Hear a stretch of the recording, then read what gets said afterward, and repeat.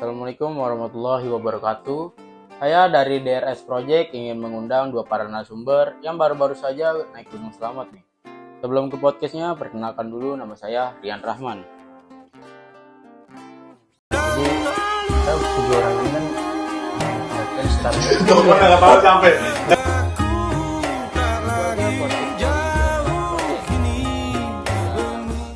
Nah, jadi ini dia dua para narasumber yang baru saja naik Gunung Selamat. Perkenalan dulu. Gue Sarul Ramadan dari Jakarta. Gue Muhammad Damar Gustiansyah dari Jakarta. Oke, kita langsung aja ya ke pertanyaan pertama nih. Buat tentang naik-naik gunung ya. Yang pertama itu perizinan orto itu gimana sih? Kalau dari gue, dari lo dulu nih. Kalau dari gue tuh abang-abang gue emang dari kecil emang suka naik gunung dari pas gue kecil. Jadi kayak buat ngelanjutin abang-abang gue lebih gampang lah. Kayak gue alasannya sih kayak, mah naik gunung ya mah, kan abang lu juga dibolehin tuh sama mama tuh, masa Damar enggak gitu. Gue gituin aja. Tapi Cuman yang ini penting lo pastiin aja tuh lo bener, peralatan lo udah siap semua lah. tapi ini lo naik gunung itu kemauan sendiri atau gimana? Kemauan sendiri gue. Dari kecil gue pengen banget naik gunung sebenarnya. Cuman belum punya waktu aja baru kemarin. Kalau untuk Sarul gimana? Kalau dari gue sih awal-awal pas sebulan sebelum berangkat ini, gue izin itu susah banget. Susah. Benar-benar susah. Harus ngeyakinin orang tua dulu kita di sana bisa apa enggak. Di sana bisa kayak misalnya jaga diri, jaga omongan gitu.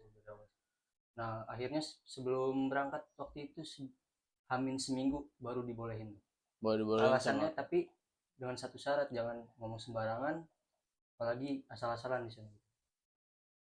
Lalu kita lanjut ke pertanyaan yang kedua. Peralatan apa aja sih yang lo bawa ke gunung itu? Peralatan pribadi apa gimana nih? Pribadi. Yang awalan dulu deh buat pribadi. Itu yang udah pasti tuh carrier ya, carrier, sepatu, jaket, matras, sleeping bag itu wajib tuh. Kalau misalnya headlamp juga wajib, headlamp. Yang optional tuh trekking pole. Terus nyewain sama lo aja, kalau bisa tanpa trekking pole apa-apa. Kalau misalnya butuh bantuan juga nggak apa-apa. Kalau misalnya dari tim-tim tuh paling tenda ya gitu, tenda trash bag tuh gitu, trash bag tuh penting banget sih menurut gue. Buat di carrier juga bisa. Jadi kalau di carrier tuh ditaruh biar 3 lapis, carrier, sleeping bag, trash bag sama matras. Jadi nggak langsung kena baju. Kalau buat logistik ini apa aja yang lo bawa? Logistik biasanya sih gue yang dimasak langsung jadi kayak sosis, mie, nugget yang praktis aja lah. Cuman kalau pengen bikin yang lebih ribet, kalau ada kokinya sih nggak apa-apa ya. Aduh nih. Untuk Sarul gimana? Ya seperti tadi yang dibilang Damar sih, kayak bawa-bawanya yang nggak terlalu ribet, jadi di sana tuh biar gampang masaknya, kecuali kita bawa koki, bawa yang bisa masak, nah baru tuh. Berarti kalau mau ke gunung enakan bawa cewek ya, buat yang masak gitu. Itu boleh juga sebenarnya koki. Cuman dari cewek Anda dulu gimana nih, ngizinin nggak tuh, ngizinin nggak? Kalau nggak ngizinin juga ribet tuh, ada peperangan nanti. Oke, kita lanjut ke pertanyaan ketiga ya. Boleh tuh. Ongkos yang lu habiskan buat dari Jakarta ke Jawa, Ini terus Simaksi dan lain-lain itu habis berapa sih? berarti udah langsung semuanya ya? Langsung semuanya. Bis waktu itu karena pakai punya temen ya, jadi murah. Dari sini ke turun di mana waktu itu? Yomani ya? Di Cirebon. Pertama turun di Cirebon, baru Cirebon. kita Iya, transit, sempat transit. Oh, transit berarti ganti bus ya? Ganti bis. Kan karena kan bisnya itu kan sampai ke Cirebon doang, terus ganti bis buat ke arah Yomani ya. Tapi itu bayar lagi ya? Enggak bayar. Oh, enggak. Dari Jadi awal doang. langsung doang. Itu 100.000 tuh buat berangkat dari sini, logistik patungan 50.000. Waktu itu Simaksi berapa ya? Simaksi 30.000. 30.000. Simaksi 30.000. Terus bis baliknya 130 ya? 130. Terus sisa itu pegangan-pegangan buat kayak rokok. Berarti total per orang itu harus bawa berapa? Waktu itu gue bawa 600, masih sisa gocap. Oh. 5,5 habis gue. Berarti itu 5,5 itu udah full balik lagi ke Jakarta ya? Oke. Nyampe base camp itu jam 2 subuh. jam 2 jam 3 Oh, berarti lo itu istirahat dulu sampai jam berapa tuh? Tadi Lu udah mulai enggak, nge-track gue jam nggak berapa? tidur bentaran tuh. Pokoknya jam 3 tuh nyampe kita, jam 3 kita nyampe. Jam 2 siang kita. Jam 3 nyampe. Udah kita packing ulang, repacking lah itu. Yang belum rata dipindah-pindahin, dibenerin biar enak jalannya ntar. Dakar segala macem, kita mandi, sholat, sarapan, baru kita trekking. Mulai jam tujuan. Nyantai-nyantai dulu sih, ngopi-ngopi, ngerokok. Berarti mulai nge-track jam tujuan. Jam tujuan. Oke. Nah, sebelum lo nge-track nih, gua ada pertanyaan juga nih. Pembagian packing dan cara packing itu gimana sih? Buat pembagian biasa tergantung fisik sama carrier-nya sih. Kalau fisiknya kuat, biasa itu kan bawa yang agak gede kirinya 80 liter gitu. Oh ya. Itu bisa bawa tenda, kalau nggak logistik. Biasanya disebut porter sih. Yang kalau yang cewek-cewek mah nggak usah bawa logistik segala macem. Itu bawa baju-baju dia aja. Cuman kalau buat 60 liter kan standar ya. Itu bisa bawa buat bantu-bantu bawa logistik. Itu udah muat semua itu logistik, panci-panci, nesting itu bisa masuk semua kok. Oke. Ini ada pertanyaan lagi nih. Paling ada 2 pertanyaan lagi ya. Hal-hal apa sih yang harus dihindarin dari Syahrul dulu deh, gimana? Hal-hal yang harus dihindarin seperti apa? Ya, Pas di gunung. pas di gunung, pas nge-track ya, pas di gunung. Yang harus dihindarin banget deh, apa deh? Harus dihindarin. Pertama sih ya, nomor 1 tuh paling utama itu buat mendaki, itu izin orang tua. Kita dapat izin, berarti ya Yang dihindarin anjing kok izin orang tua goblok. Kan pertama. Kan yang dihindarin anjing. Berarti ulang. Yang dihindarin anjing. Kayak toksik lah. Lu pertanyaan. Hal-hal yang harus dihindarin nih dari Syahrul dulu deh, gimana? Kalau dari gue ya, hal-hal yang harus dihindarin tuh kayak kita nggak boleh ngomong sembarangan gitu di tempat begitu. Apalagi kan namanya gunung, isinya ini semua makhluk halus ya. Itu tuh juga, pokoknya kalau di gunung istilah kata raja-raja iblis lah, raja-raja setan lah. Apalagi di situ tempat-tempat sugihan banyak kan. Terus yang kedua itu kita harus taat peraturan sama dari base camp ini, kayak nggak buang sampah sembarangan. Sebenarnya tuh buang sampah sembarangan tuh juga bikin makhluk yang di situ juga marah. Oke. Ya itu aja sih dari gue. Oke, untuk Damar gimana nih hal-hal yang harus dihindarin? Paling kurang lebih sama sih, kayak jangan ngomong kasar. Yang dihindarin tuh sebenarnya ngencing tuh boleh asalkan ngencing di trek nih. Kalau lagi kebelet darurat itu nggak apa-apa, cuman cari tempat yang agak dalam lagi, bilang numpang lah intinya. Kita harus benar-benar sopan lah intinya di sana. Kayak rumah raja gitu, biar kita nggak ganggu juga kan. Hindarin tuh sampah juga harus dibawa turun lagi, kita naik bawa apa turun bawa itu juga. Ya kurang lebih sama gitu lah. Jangan buang-buang yang kayak di film Petaka Gunung Gede itu. Kan dikasih apa itu, bapaknya tuh dibuang ke laut. Buhul. Itu jangan. Buhul.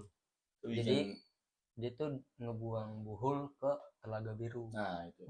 Jangan macem-macem lah di sana. Bener aja lah, kan niatnya kan puncak doang, senang-senang.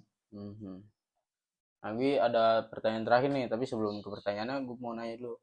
Lu tuh naik gunung capek gak sih? Dibilang capek mah capek ya? Kalau dibilang capek sih capek, tapi kalau kita udah nyampe nih misalnya di puncak, kalau enggak di tempat spot-spot pemandangannya tuh, itu semua kebayar bang di situ. Nggak bakal berasa. Kalau kita ketemu sesama pendaki nih, itu di situ kayak udah saudara bang. Jadi nyapa-nyapa ya. Oke, ngerti. Langsung aja kita pertanyaan terakhir nih. Jadi bukan pertanyaan ya.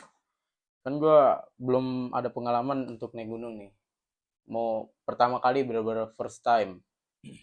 Harus disiapin apa aja sih kalau buat pendaki pertama gitu? Fisik tuh udah pasti. Fisiknya itu kayak gimana dulu nih? Ya harus siap, jangan nanti pas udah naik, gue belum siap nih fisik gue. Kayak lo mulai jogging, mulai jalan-jalan santai kecil aja, terus ya jogging lah intinya lah. Jogging tuh udah pasti tuh buat terbiasakan badan lo nanjak nanti nggak mungkin kan yang biasanya ngopi ngerokok tidur ngopi ngerokok tiba-tiba naik gunung kan Bener-bener. kaget juga badan. Ya intinya harus dibiasain juga mental tuh. Kalau mental nggak kuat tuh nggak nyampe puncak. Jadi kayak punya di sini nih, gue nggak bisa nyampe puncak, gue nyampe puncak. Tapi kalau mental kuat, lo punya tekad buat terus naik puncak. Ayo gue bisa nih, gue bisa nih, gue bisa nih. Lo juga bisa nyemangatin temen lo yang mentalnya agak kurang. Oke. Wah, Terus juga perlengkapan harus disiapin benar-benar siap. Yang bener-bener penting itu apa sih sebenarnya? Kalau buat misal kita tidur lah, buat tidur di tenda itu sleeping bag. itu wajib banget Sleeping ya. bag itu wajib. Matras sebenarnya Kak, buat biar gak kena, langsung gak kena tanah kan. Jadi pakai matras dulu biar tidur enak, baru pakai sleeping bag. Sleeping bag itu biar anget. Oh. Sleeping bag itu kayak selimut ya. Jadi kita Kayak selimut. ditutupin gitu kan. Mm. Emang dingin banget di sana, Bang. Kalau dibilang dingin mah pasti dingin banget. Waktu kita pengen summit di Gunung Slamet itu tuh ada bapak-bapak yang pakai jam yang kelihatan derajatnya tuh. Pas kita tanya tuh kayak, Pak, berapa derajat Pak? Di sini 3 derajat. Buset, 3 derajat. Gua aja di Bandung 15 derajat nggak kuat, bro. Makanya gila. Kalau di sana 3 Itu derajat. pas jam 3 subuh menggigil banget. Itu kopi cuma tahan 3 menit Bang. Panas ya? Anjir. Ngeri juga. Nah, tapi gunung-gunung buat pendaki awalan menurut lo tuh gunung mana nih? Kalau buat Prau bisa. buat pemula ya. Banyak Banyak Bang. sih. Tapi jangan percaya kata TikTok yang katanya gunung gede itu buat pemula. Itu sebenarnya enggak ya? Gue yang ngerekomenin, cuman kalau pengen lo coba nggak apa-apa. Itu treknya tuh full akar sampai di pos 4 Penara Surken. Di Surken dah bonus tinggal gini doang lurus. Cuman dari pos 1 sampai pos 4 itu akar semua Bang, naik susah. Jadi lebih nguras fisik, energi lah. Cuman yang enak sih Prau, Papandayan tuh.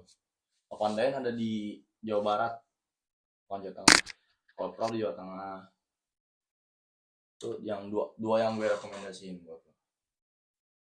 Terus juga banyak kan orang yang bilang buat gunung-gunung pemula itu kayak Prau. Sebenarnya tuh kalau kita baru ke situ sekali, kita itu pemula jatuhnya. Kalau misalnya kita baru datang ke gunung itu sekali, ya kita tetap pemula di situ. Walaupun sebelumnya lu udah pernah gunung Slamet. Kalau misalnya gitu. baru ke gunung itu, kita disebut pemula gitu. Jadi lu juga belum tahu treknya seperti apa ya? Ya. Oke, ngerti. Jadi jangan pernah ngeremehin lah. Oke. Mau gunung ini tingginya berapanya, kita punya kelebihan dan kekurangan masing-masing pasti. Oke, kalian rencana kapan lagi nih buat naik gunung nih? Bisa kali join nih kan? Insya Allah nih bulan depan tanggal 9 kita mau naik. 9 Mei. Rencana mau ke gunung mana, Bro? Itu tadi kita omongin ke Gunung Prau. Soalnya kita Prau. cewek juga tuh. Ada berapa orang total? 10 orang, 3 cewek 7 cowok. Ada beberapa yang baru naik juga kan, Pak. Kita ajak yang santai-santai aja lah. Habis lebaran kan opor masih numpuk di perut. Jadi nyantai aja. Bener. Boleh kali ya gue ikut kali ya? Boleh, join aja, join. Oke, segitu aja podcast dari kita. Sebelum itu kita tosan dulu nih sama para narasumber. Terima kasih Bro Saro, terima kasih Bro Samar. Segitu aja podcast dari DRS Project. Bila ada kesalahan kata, mohon dimaafkan. Wassalamualaikum warahmatullahi wabarakatuh.